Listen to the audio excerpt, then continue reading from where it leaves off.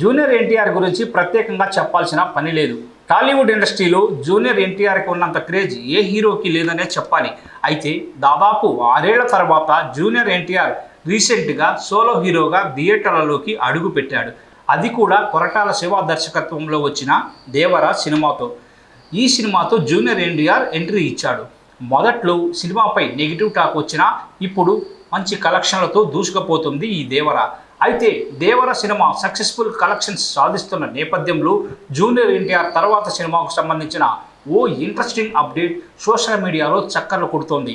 Junior NTR Prashanth Neel దర్శకత్వంలో ఓ cinema రూపొందుతున్న సంగతి మనకు తెలిసిందే. ఈ సినిమా షూటింగ్ ఇంకా ప్రారంభం కూడా కాలేదు. త్వరలో షూటింగ్ ప్రారంభించి 2026 సంక్రాంతికి ఈ సినిమా విడుదల చేయనున్నారు. భారీ యాక్షన్ జానర్లో ప్రశాంత్ నీల్ జూనియర్ ఎన్టీఆర్ సినిమా రాబోతోంది. వీరిద్దరి కాంబినేషన్లో వస్తున్న ఈ సినిమాలో హీరోయిన్ ఎవరనే విషయంపై సోషల్ మీడియాలో రోజుకో వార్త హల్చల్ చేస్తోంది.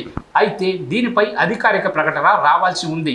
ఇది ఎలా ఉండగా ఈ బ్యూటీ ఇప్పటికే 'సప్త సాగరాలు దాటి' అనే సినిమాతో తెలుగు ప్రేక్షకులకు పరిచయమైంది. ఇందులో ఆమె అందాలకు తెలుగు ప్రేక్షకులు ఫిదా అయిపోయారు. అందుకే ఇప్పుడు అందాల బామ్మను ఎంపిక చేసినట్లు సమాచారం.